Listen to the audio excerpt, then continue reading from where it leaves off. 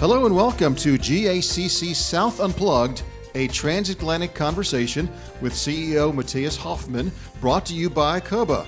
I am your moderator, Mike Salmon, and I'm happy to welcome our host, Matthias. Hey, Matthias, how you doing? Hey, Mike, I'm great. How are you doing? I heard you've been traveling lately. I have. I just got back from New York City. I was there for the U.S. Open to enjoy some good tennis. And then just came back from Orlando where I was doing some podcasts for a client down there. So I've been doing some traveling lately, which is timely for today's show, isn't it? How did you travel? Did you travel by plane? No, I traveled by airline, but not just any airline. Please. Delta Airlines. Delta Airlines. Oh, that's very good, because here opposite of me, sitting here in the north of Atlanta, is Michael Jacquorie, Dr. Michael Jacquorie, and he's the Managing Director, Airport Customer Experience and Operations for the Americas with Delta Airlines. So, Michael, a great welcome here to the show. Thank you so much for having me. This is awesome, and thank you for the loyalty, by the way. This is fantastic. Appreciate it, Mike. You're flying with Delta. Well, absolutely. We talked about it before we came on the show. If you live in the Atlanta area, it's hard not to travel with Delta because it's just so convenient to go anywhere in the world. Yeah, I honestly, personally, even with the family, we just love to go through the Atlanta airport and look at all those different destinations that you see down there and where you can travel. It's just an amazing experience just to see that. Well, it can get crazy from time to time as well, I know, but that's the good part of travel, I believe. The Delta experience, it feels so personal. I mean, you're a very people-centric business, so you need to have that personal touch. I would say you hit the nail on the head right there, because all the airlines, we use planes that look similar, which they are not, but they look similar. We use the same airports to a certain extent, and the thing that really differentiates is the personal touch, the people that do it, that ultimately day by day provide that service in the airports. And that is where I believe Delta is really top of the list in terms of driving this through the Delta culture. Everybody at Delta, if you come to Delta and you talk with anybody at Delta and you mention Delta culture, you will see the eyebrows go up, because they'll tell you it's very special. And that is what makes the difference. Ultimately, the way I see it is, if you treat your people well, they will treat your customers well. It's a very simple concept, and that was implemented in the Delta culture. That is the Delta culture as the foundation of what we do. And the leadership at Delta represents that in everything that they do. I remember how we were going through the pandemic, and Ed Bastian, our CEO, he was very laser focused. Whatever this brings to us, whatever this means for the airline, for Delta, the first thing we need to take care of our people. He was very, very clear that when he talked about people, he meant employees and customers. And things happened like making sure that we didn't need to do any forced terminations or furloughs at all during the pandemic. He drove I saw some of these discussions live, where he drove our commercial team crazy when he said, I don't care what you tell me, we keep the middle seats empty for as long as it takes. And if the competition does it differently, I don't care, because we want to keep our customers safe. So that people focus is ingrained into everything we do. Well, I wanna be clear. We always have room for improvement, and people don't equal people. You'll always have different characters, but it is very important for us to make sure that all our employees also understand that this is the difference. Is that also the reason why I read that you're bringing Tom Brady on board as well? So that is a really good point, because what you would typically think is, well, you bring a guy like Tom Brady on board, he's a brand ambassador, right? Or whatever name you use there. Well, we chose Tom Brady because he has that, and I'm sorry for the Falcon fans, I really am. I saw the game myself, and since I'm Atlanta, I'm supporting the Falcons, and it hurt. But when you see how he represents what it takes, not just to lead a team, but what it takes to learn how to do the game, to prepare for the game, to prepare for situations where it doesn't go as planned, which we have a ton of in the airline industry as well, and then how to motivate a team to go against all odds and still win something, where you think, well, actually there is no way for me to win it. And he seeing him, how he drives this and his personality and how his character and the things that he shares helps us get even better. That's, I think, where the benefit actually lies. So I don't expect him to be just out there and talk about how great Delta is. The way we see this is he's coming in, he's learning. The first day he came in, he went to the ramp, he went into the airport, he was learning how the business goes because he has to learn a lot first. But then he's going to talk about, okay, this is what I saw here, this is what I saw there. In my past, we have had these type of ideas and tricks on how to tackle unplanned situations or motivate teams and develop our own leadership skills. That is where I believe the actual benefit lies. And I'm really looking forward to this. The first day he was there was this week during our annual lead conference. And it was pretty impressive for me. And again, I'm not a New England fan. I'm sorry for the Patriots there when I say it, but it was impressive to see him. You can bring him to our gala. So Delta Airlines, they're a strong supporter of our gala, always the photo booth. We have some innovation coming up there. October 28th is our gala. So thank you for that, Michael. And with that, also to introduce you properly, he's not just with Delta Airlines, but he's also with the German-American Chamber of Commerce of the Southern United States on our board since 2018. Now, we're not talking about Tom Brady. We're talking about Mike. We're talking about Michael right now. That is awesome. Want to make sure. So, Mike, like his initials, MJ, we have our own MJ in our GACC South here, right? Yeah, this is phenomenal. Thanks for pointing that out. I just had a few Air Jordans on the other day on a Friday in the office, and there was somebody saying, hey, MJ is wearing his MJs. And I'm like, what? And then I got it. So let's talk about you a little bit. So first of all, classic question for somebody in the airline industry, aisle or window seat? Always aisle. Always I want to be quickly up. I want to quickly be able to sit down, but I want to be close to the exit and close to be able to move around. When I need to get up in the middle of the flight and grab something from my bin, I want to always be at the aisle. And I'm missing out on a lot of spectacular views because of that, but that's just the way it is. You can't have both. Delta One or coach? Well, a lot of times, I have to admit, a lot of times I'm able to fly in the front of the cabin just based on the fact that I am doing a lot of business travels that go overnight, overseas and overnight. And I want to hit the ground running when I get there. So Premium Select, our new product, or Delta One, I appreciate those opportunities. But I also am flying Coach Comfort Plus quite a bit, especially on those routes in the Caribbean, Mexico, Central America, because quite honestly, this is where the majority of our customers are. Right. And it's for us, it's a great opportunity to keep experience what this is like. And we are purposely receiving surveys after that from the company saying, hey, for every travel that we do, by the way, hey, tell us what went well, what didn't go so well. So we critique and give us feedback internally, station specific, route specific, about what's going well and where can we improve. So making sure that you have a good, let's say, cross-section of all those products that we have on board is important. So yeah, that's what I do. And in your region, you have more than 50 airports, right? Yeah, it's a super diverse region, and I love this. The team is super diverse. I mean, there are a lot of cool destinations in the Americas. I remember one of my first trips was to Edmonton up in Canada. That station was in the middle of winter in February. We're hoping to bring that back up sometime soon. This is still one of the stations that had been closed throughout the pandemic, so which was a tough time for us. But I remember this. So you go out there, it's minus 27 degrees Celsius. Sorry, I'm still in the European system here. And then we go to the Caribbean. It's very cold, Mike. This is when the diesel freezes.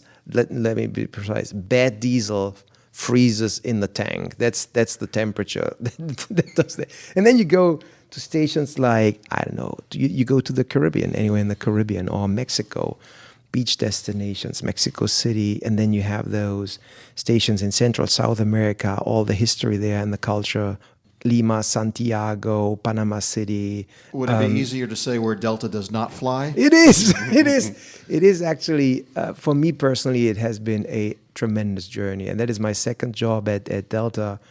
And I have to say, I'm working with a really amazing team, because all those team members that I work with, they have their heart on the right place. So as a leader, you cannot ask for more. And then if you have that, you can move mountains. And we need to move mountains right now, because things are not always going as planned. So you have the people to jump in when a flight is delayed, or when there's an overnight delay, or other things happen on board. The people ultimately need to jump in and say, okay, well we got you. We try our best to fix it.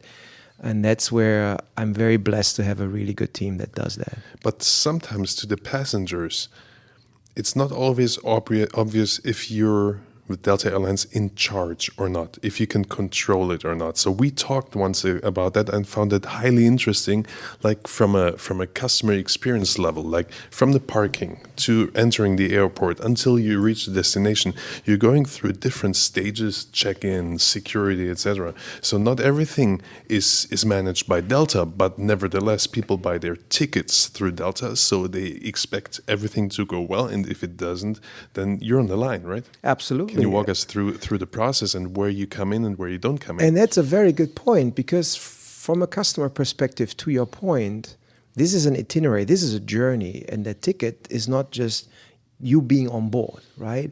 So one big part of my job is going to the airport authorities, and I give you an example. Lima right now just comes to mind. Peru, Lima, long line waits when you go through security. A year ago, customers were pretty upset. You're standing in that line. There is a risk you miss the flight. Some miss the flight because the lines are so long just to get through security, immigration lines. So what we do at Delta is, while we don't control it directly, this is not our personnel, this is local police, this is local military. We go in there, and that's part of my job, my team's job. We talk to the local authority and we say, hey, we measure this. So we have customers in average standing here for 94 minutes. We need to get them through in 30 minutes, max. What can we do? How can we work together? And sometimes we even go in and buy equipment for the airports to say, hey, if you're missing X-ray scanners to screen the bags, we buy one for you. We give it to you so you can speed up the process. So security, immigration, the space you get in at a gate. Not every airport is like Atlanta, where Delta pretty much owns the airport. Well, we don't, but we pretty much do. When you have a common use airport, you have to agree with the airline authorities that they give you more space. How do you do that? You go in there, you talk to them, you build relations, and you also give them good business. And that's ultimately going to be a win-win. Do you prioritize in those? I mean, there's this term, moments that matter, right? In terms of customer experience. So we have a term, yes, moments that matter or moments that delight is a lot what we use. You go to Disney, they call it magical moments or pixie dust moments. But at Delta, we call it moments that delight. What we found was you have a customer who is impacted by a service failure, and service failure for customers can be different things. Wi-Fi is not working, flight is delayed, whatever it is. If you come in there and provide a moment that delight, you can what we call flip the trip, meaning that from an NPS that is really well in the negatives, net promoter scores that is a lot, really big in the negatives, you can flip it around and it actually becomes a positive experience. You're not solving the delay for the customer. The flight is still delayed. But if you go in there as an agent and you say, hey, I'm sorry, I heard this. Here's a little something that I can do for you. And this little something can be different things. Customers sometimes are very happy when you just show empathy. Hey, I'm sorry, you're missing a family event here. Let me try whatever I can to help you get to your family event. And we have awesome examples. There's a cool story that I wanted to talk about when you talk about moments that delight. I go to Montreal. I meet the agent. Her name is Rosa Miloncini.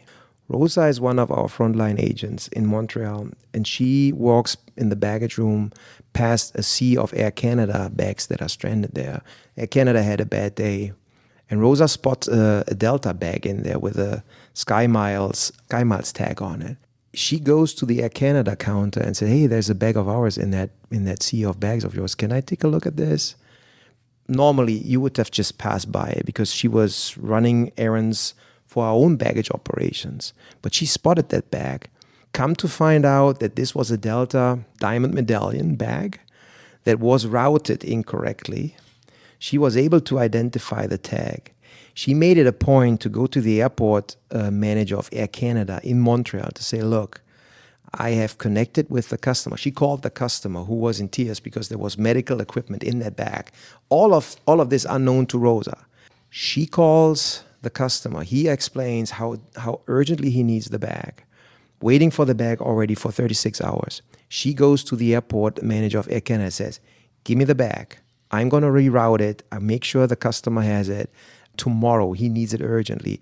"No, we can't. It's Air Canada, blah, blah, blah." Long story short, she takes possession of the bag, makes it happen, puts it on the next flight from Mini through Atlanta, and ultimately reunites the bag with the customer, with the Delta customer, all on her own initiative, as soon as we could do it. We couldn't have done it quicker. So this is the stuff where you think, well, you go a little bit beyond, and it makes such a big difference for the customer. It can be very simple, just by saying, by showing empathy, by handing over a nice handwritten card and saying, "Hey, I'm sorry. This is what happened, but have a little something on us," by donating some points, by giving a chocolate. One other cool thing is my team in San Juan, they do this. They give some kids at the gates who are bored, they give them a Delta vest, and they provide them with those red sticks that you use to guide in the plane. They put them at the window, and then the plane comes into the gate, and they train the kid on how to move in the plane. Well, the gate agent is standing right below her at the ramp level, but you don't see that from there. Yeah. So the kids are moving the plane, and it stops right at the line, and she does the sign with the sticks to say, "Stop." The pilot stops, and the kid is like, "Wow, this is like I have the force."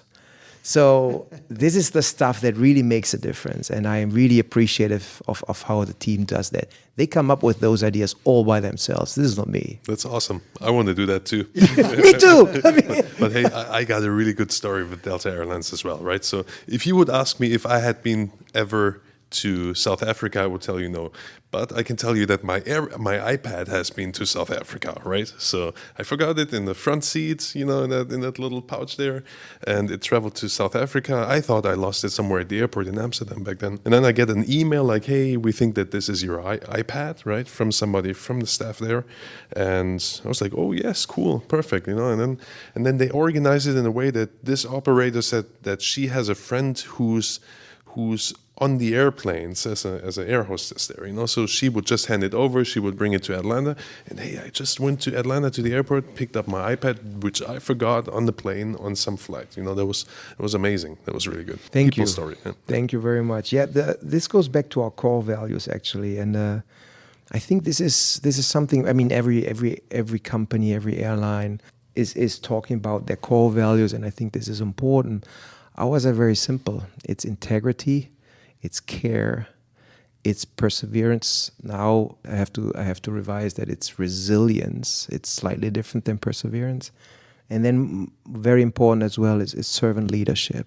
So integrity, care, resilience, and servant leadership. Those four things, if you're a leader at Delta, an employee at Delta, these are the four things that we talk about a lot.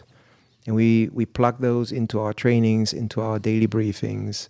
And it makes a difference. In particular, the pieces of servant leadership. I mean, integrity is the basis for everything. If you don't have integrity, you don't care, you're not a servant leader, and you certainly have some issues with resiliency. But the care, resiliency, and servant leadership aspects for our operations are extremely important. But do you get the people that you need? I mean, workforce is all across the board, every industry. It's the biggest issue of our members with the German Chamber.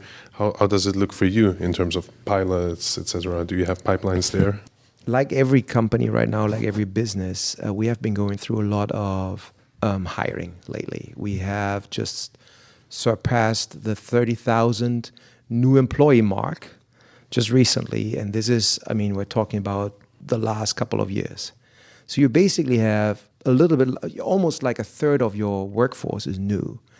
40% of our frontline leaders in airport operations, actually a little more, 40% of our leaders are new to their roles.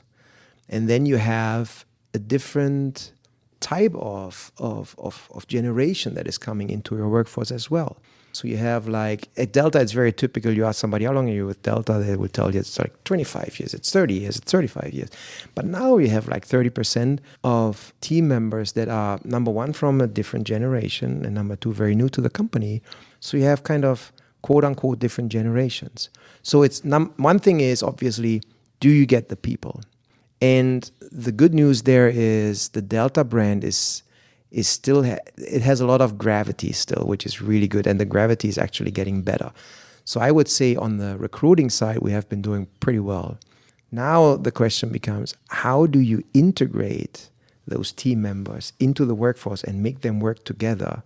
The experienced ones and the very new ones. And the generation here has different expectations from a job than what we had when we started our careers, right? How do you do this? And ultimately, it comes back to really good leadership, and in my mind, meet them where they are.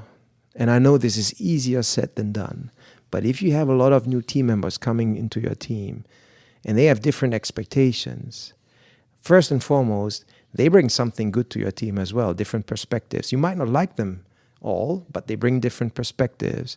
So let's see what we can extract from this. And second, try to understand what their interests are, where you can get to know them, and then use that as a way of saying, hey, these are great ideas. I'll get you into the ideation process of how we can do things better, combine them with very experienced team members, and make the best out of those two things together. There's nothing better you can do. Again, this is easier said than done, but a lot of this is also about how you integrate those two groups. It's not just the head count that you need.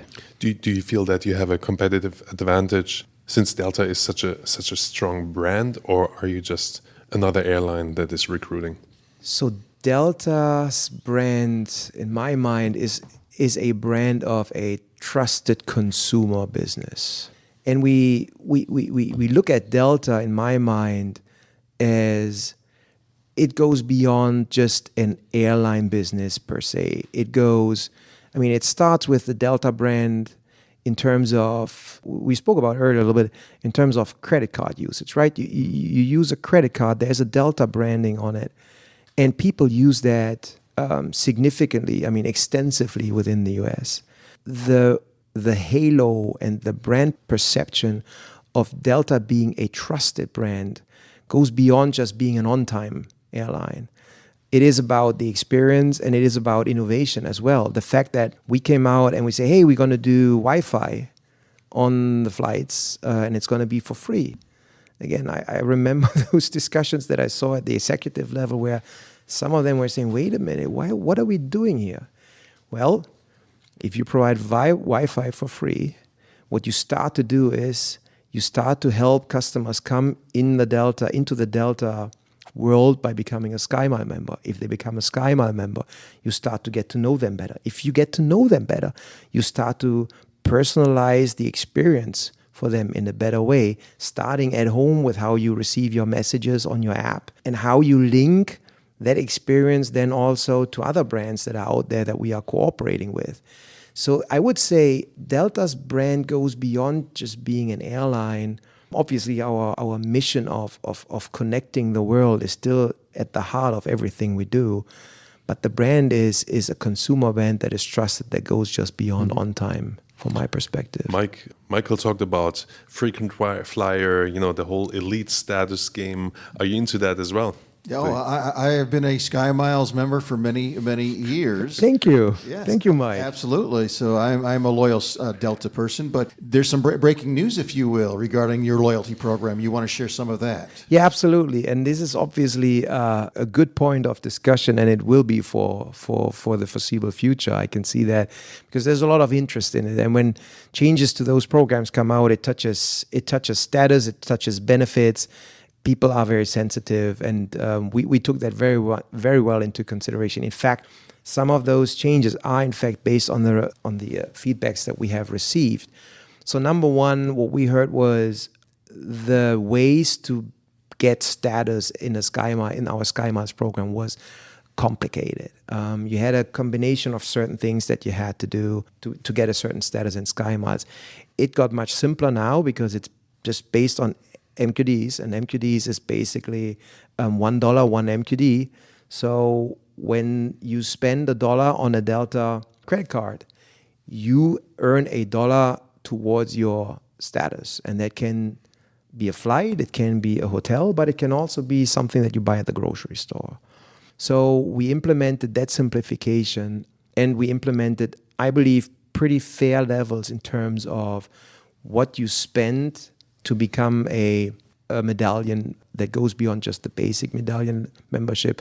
The second thing I would say is with that diversification of how you earn status, we also heard the customers by saying, hey, I enjoy the Sky Clubs a lot, but we are seeing longer lines in front of the Sky Clubs. The Sky Clubs are crowded, especially our road warriors that fly with us day in, day out. They got concerned, and they were very loud and clear about this. So while we have been expanding Sky Clubs left and right as much as we can in a environment where real estate in the airport is very, very constrained, you can only do so much on an airfield. While we have been trying to keep up with this by expanding new Sky Clubs or expanding existing Sky Clubs, creating new Sky Clubs, we couldn't keep up with demand. And that being said, there have been some changes to Sky Club Access that are also being published or were published this week. It's related to specific cardholders. Delta Sky Miles Platinum cardholders, for instance, will no longer be able to access our Sky Clubs, but it's also allowing us to make sure that the experience of the Sky Club remains the experience that our customers want. So while it's good for some, it's also not so good for others. We're trying to find the right balance there, but I think it's also fair to say that it goes back to a lot of the feedback that we have heard from the customer, and we have to operate there within the constraints that we have in the airport environment when it comes to Sky Clubs. The new Sky Clubs that I've seen, they are phenomenal. Just been recently in LAX. We have a new Sky Club now in JFK. Atlanta is getting new Sky Clubs. So there is a lot we do there also in the Sky Clubs itself to make them a better experience. But ultimately, we'll have to balance this to keep it a good experience. So what I'm hearing is you're listening to your customers, and you're always evolving. This is another good thing about this company that I've recognized. When you say evolving, I really think about innovating on what we can do to make the experience even better. Thinking about the partnerships that we have globally. When you travel with different airlines, although they are part of the same alliance, in our case, the Sky team, you want to make sure that experience is seamless. Well, today I recognize it is not always seamless. Depending on what airline itinerary you have, and you fly with Delta and then you fly with another airline, you want to check in and you want to check through. Sometimes your tools, your digital tools, don't allow you to do everything on that other airline leg of your itinerary that you would be able to do on the Delta leg. Now, we're working hard to close those gaps. Because think about it as this airline is running a system that is, and I'm using an analogy right now, they're running on Apple. This other airline runs on Microsoft. And while we're working with the same data, the systems are different, even though they belong to the same family. So we need to innovate, and we are, on how we close that gap. AI, for instance, is starting to help us with this. AI is starting to help us to predict when a thunderstorm hits Atlanta, how many flights do we need to divert? I don't know if you guys know. 900 flights a day, just Delta in Atlanta. A thunderstorm hits the airfield and you are down like 45 minutes. You have 80 flights sometimes, 80, that you have to put into other airports around Atlanta. You have to find a spot for them because they have to just land because they can't stay in the air forever. Now you have to predict that. How many flights do I have to divert? Where do I have to divert them? How do I get them back quickly? And you have to get those 80 flights back on top of the next 70 that are coming in that next hour. So you have 150 flights arriving, but you only have 100 gates. So how do you do this best? So we are working, and that's it's a phenomenal experience when you see that. So you see the dispatchers of the flights working together with AI-driven software that gives them option to steer this the best way possible so that we can recover those flights quickly. The last thing you want to do is you want to end up with an international flight sitting in a non-international airport with no CBP as a diversion and not being able to recover to Atlanta. What do you do? Makes you realize the air traffic controllers, the amazing job that they do. It is, in this particular case, it's the dispatcher in the Delta control centers that do that particular job, but with the support of the government air traffic controllers.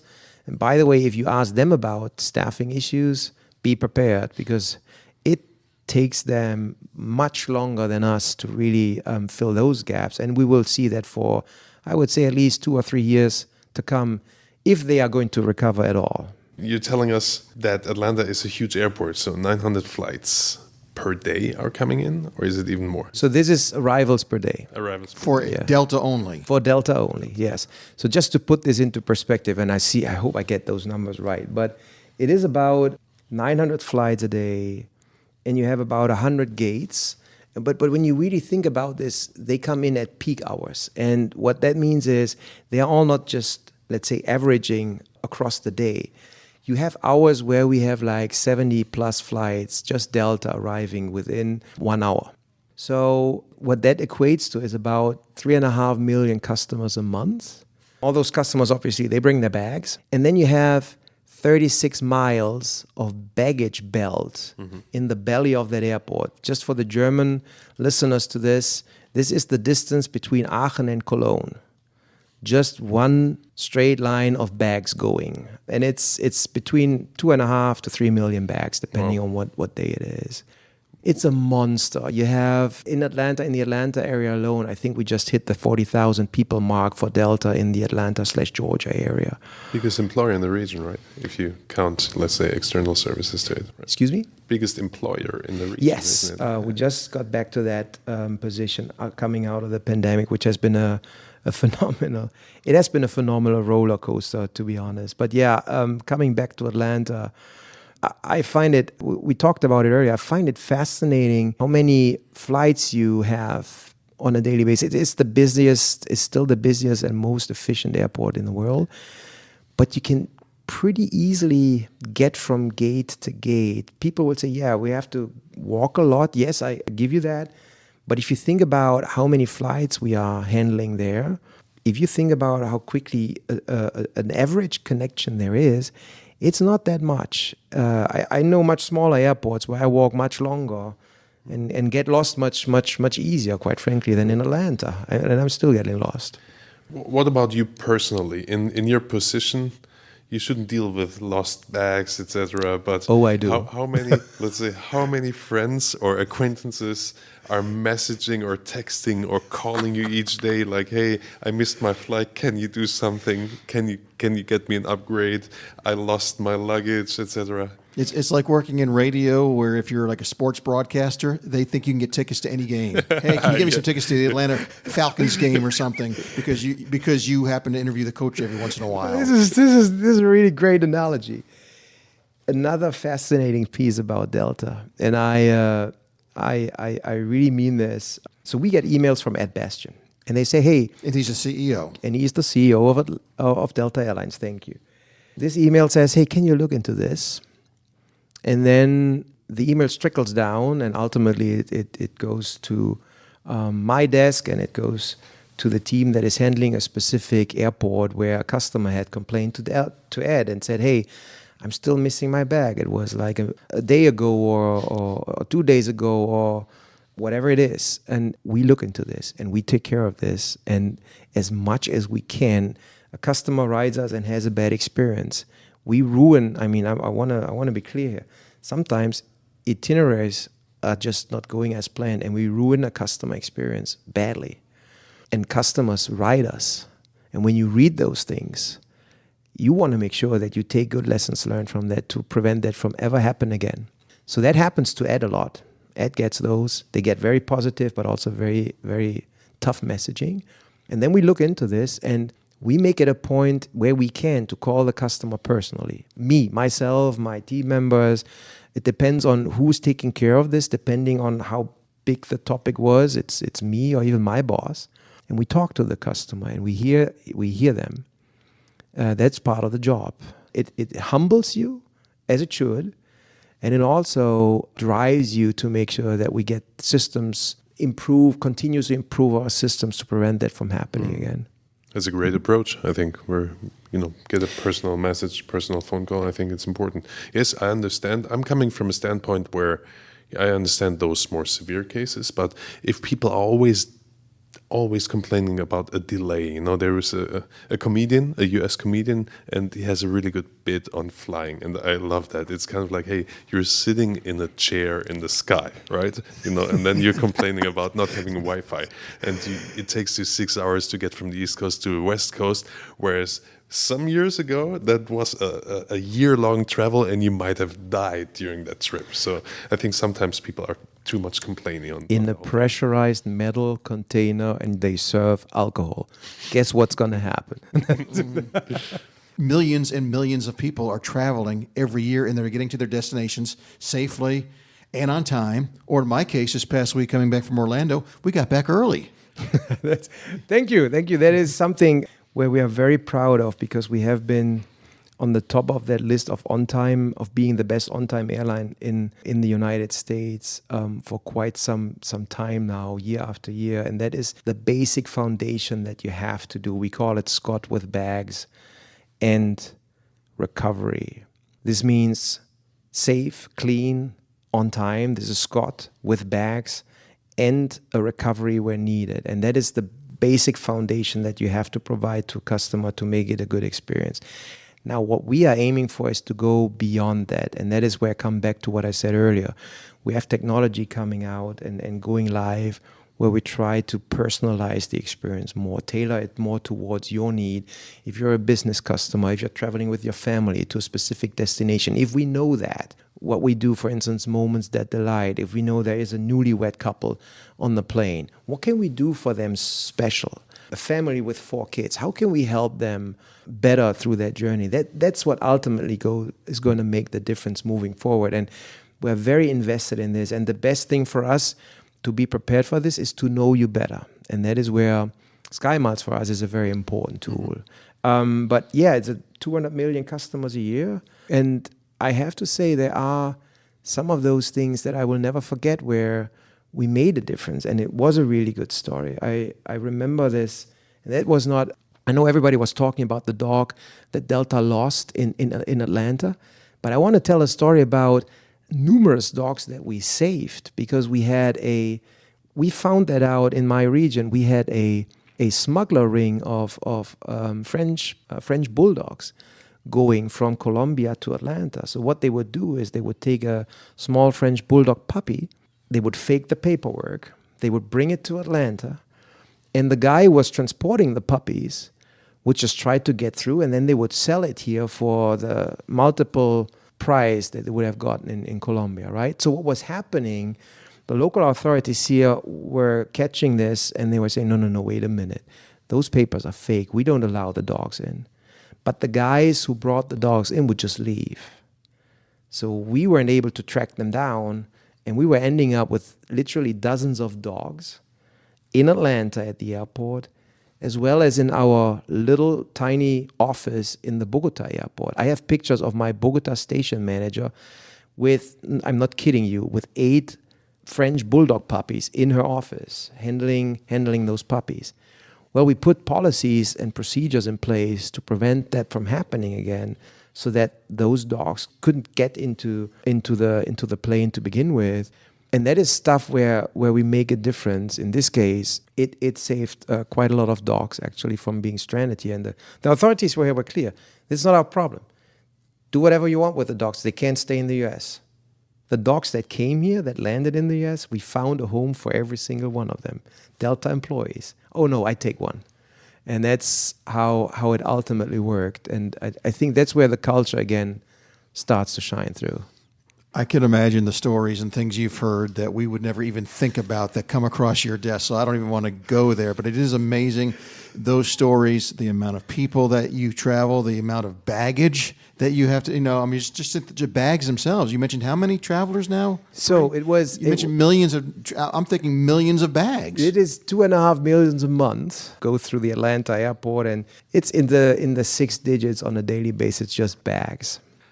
I'm going to go ahead as we start to wrap up the show. And you're also on the board of directors for the German-American Chamber of Commerce South here in Atlanta. Talk about your participation with GACC South. So I'm very grateful and honestly very honored to be part of that board.